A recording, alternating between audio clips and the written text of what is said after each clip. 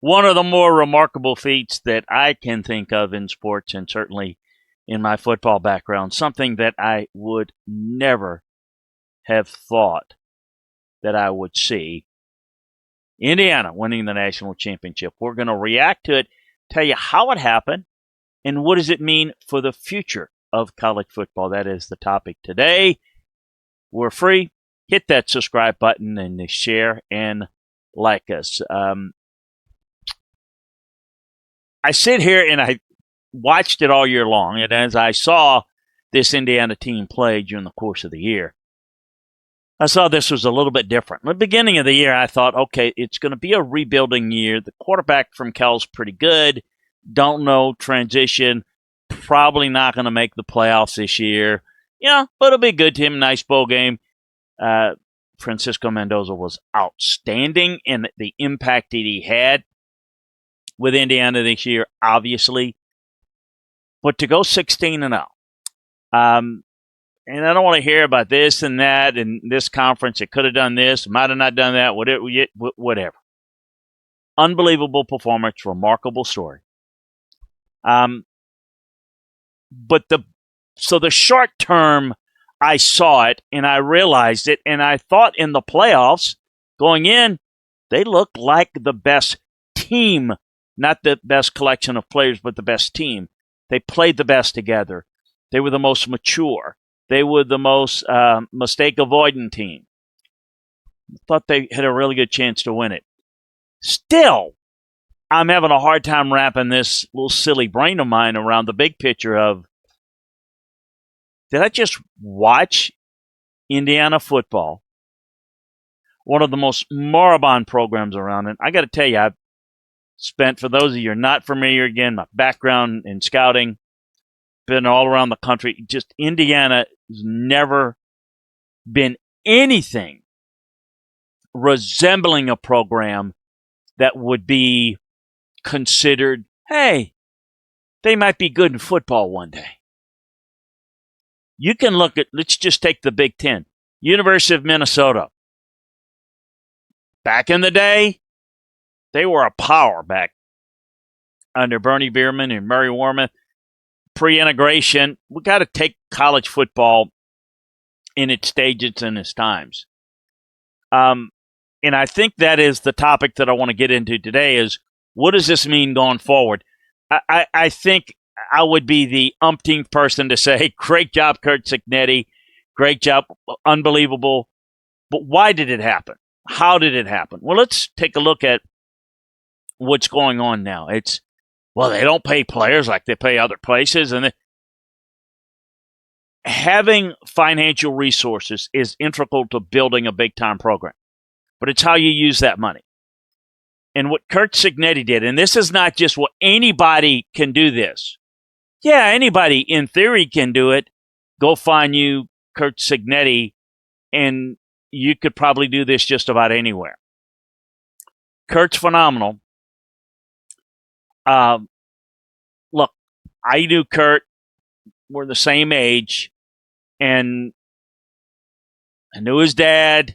I saw him come up, thought he was really good.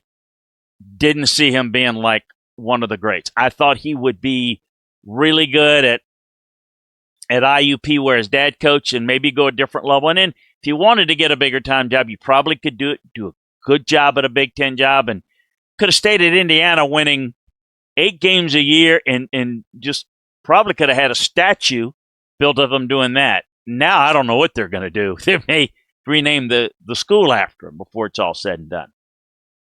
But what he did was unique in that he took basically his whole program, not his team, not just his team, but his whole program with him from James Madison to Indiana.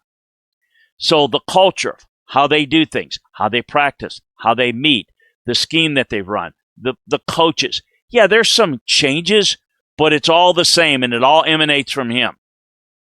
So it was instant, take it from here and move it to there. And it was good enough at James Madison, competitive enough at a big-time level to be competitive enough in the Big Ten. Then, once they've established that foundation and that blueprint, what they're doing is picking little pieces in the portal, in recruiting, that fits the profile of what they're looking for. With the foundation being built, they will just find the right people to fill in the spots. Look at it this way.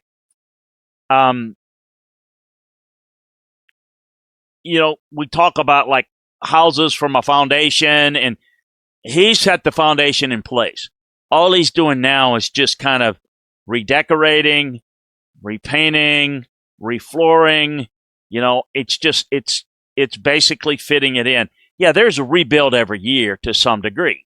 And that is going to be a big part of going forward, how we deal with college football, at least from my standpoint, consulting on the coaching and player personnel acquisition side.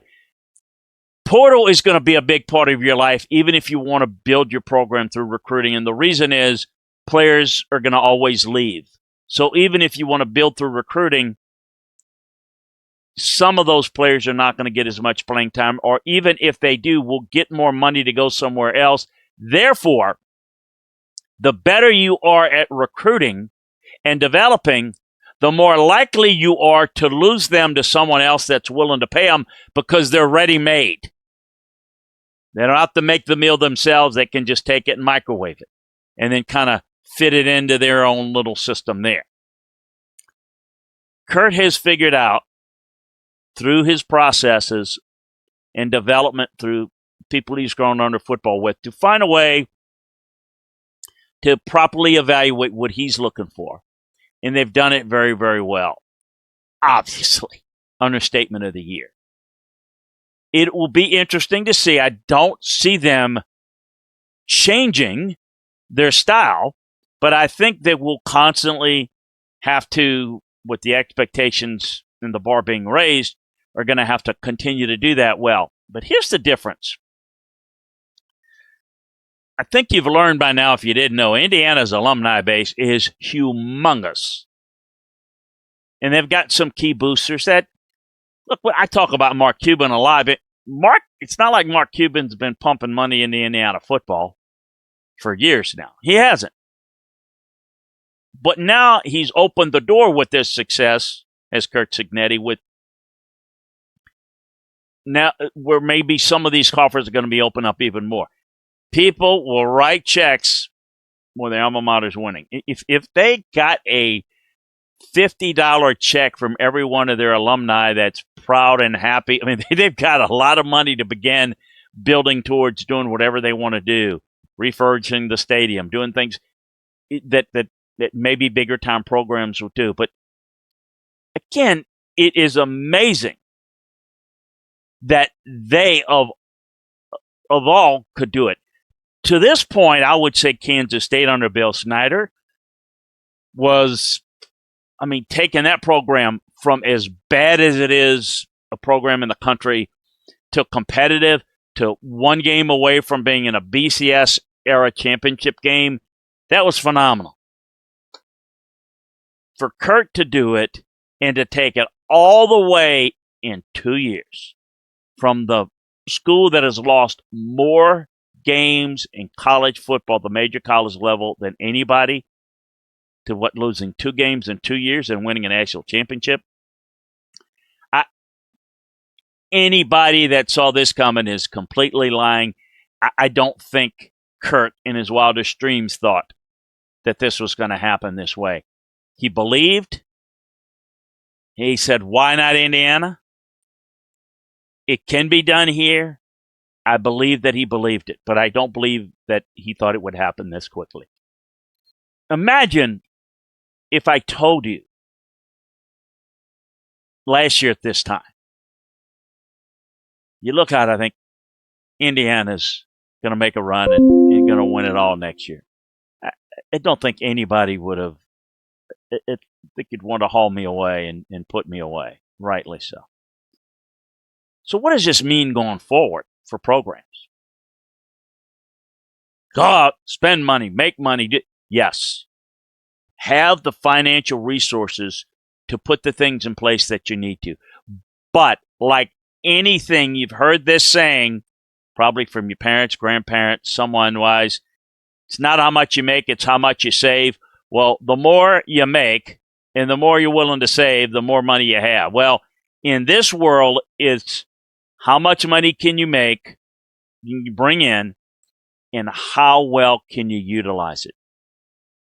I think if you use it to build a culture, if you use it to build an infrastructure that's sustainable, you use it to have a staff that can develop the cohesiveness. Because again, this was one of the best teams, TEAM, one for all for one, selfless teams I have seen. I struggle to come up with a team in modern history that would be its equal. I've seen a lot of good ones, and I don't want to be a prisoner of the moment, but I'll just leave it at this. This is one of the best teams I have seen. They've been more explosive teams, talented teams that hit it at the right spot. There have been some teams that have gone unbeaten. There's teams that have had more pro-caliber players. But make no mistake, this Indiana team's not just some, Hickory High School, win the state high school basketball championship. No one knows who they are. They're the little team that could. This is outstanding quarterback, outstanding offensive line, 3 outstanding receivers, 3 outstanding backs. I mean, a absolute outstanding defensive front, a secondary that's ball hawking. They're good. This is not they're on this magical run and it ain't going to happen again. This is a great team. Whether it's going to happen again, that'll be determined how they continue to replenish as they lose some of these guys. They've got the most veteran team that bought in. And I do think people will say things, and I would like to weigh in on this. Well, this just proves you don't need 5 stars. You don't need, you need to go get your 3 stars. No. What you need to go get is the best player that you can that buys into the team concept. Just because you're a 3-star doesn't make you a great team guy, team first guy. I've seen scouted a lot of selfish 3-star guys that think they're 5 stars. And I've recruited a lot of 5-star guys that only care about team first. You want to get the best player you can. Forget 5-star, 4-star. That's not relevant. What's relevant is how you evaluate them. And you fit into that. Are you good enough to play this position at this level and be developed so that you can be really good? I do think having the player that comes to your place for money and leaves a year later for money will create instability, not stability. So getting a program where you can develop the right type of character guys, but you can't be a bunch of try-hard guys that can't run, that can't tackle, that are not strong at the point of attack. Those guys don't even make a bowl game, and they could have the same team attitude that this one had. This Indiana team, make no mistake, is very talented, very good. I think everybody understands how together they are. So to win the national championship in the second year of the 12-team playoff, it's incredible. No question about it. We can talk about Cinderellas, the Miracle on Ice. Miracle on Ice, for those of you that are old enough to remember, and listen, not a hockey guy, fan, never played or coached it. That was a bunch of amateurs playing professionals disguised as amateurs in the Soviet Union. That's a miracle. That's just something that's not going to likely happen again. You've seen some others, some things happen. The Hoosiers movie. We've seen George Mason and Butler go into the Final Four. We thought we'd see more of that. But what we're seeing now is not just a one-time fluky, man, we're not going to see this happen again. Who's to say it's not going to happen again for Indiana or someone like it? Because the blueprint's there. It's a complete team. It's a complete program. So the mantra and the mission is out there. Can you build that in the similar vein that Indiana's done it with Curt Cignetti? It's unbelievable. And listen, if you watched that game and studied, I'm assuming most of you had, the offensive line couldn't handle Miami's pass rush. Mendoza was the MVP, deservingly so. Great run. His lower passer rating since week 1. Mark Fletcher was the first running back all year to crack 100 yards on Indiana. And the second least penalized team in the country committed 2 costly ones, a false start on left tackle Carter Smith and a roughing the passer on Mario Landino in the last 2 minutes. So this wasn't the perfect Indiana. This wasn't the invincible Indiana. But it was a team that showed the resiliency and toughness to make plays in other ways. It was Mikhail Kamara's block punt in the third quarter, which Isaiah Jones ran for a much-needed touchdown at a point in the game when Indiana's offense was struggling. It was Mendoza's epic touchdown run on 4th and 4. After Cignetti called the timeout, broke out a quarterback run play that had some options in it. Good decision. It was just incredible. Charlie Becker. Is there anybody that crystallizes what Indiana football is under Curt Cignetti? He's a sophomore receiver. Played mostly special teams as a freshman. 7 catches through his first 9 games. He got his shot in November when Elijah Surratt missed 2 games. He became a human highlight reel.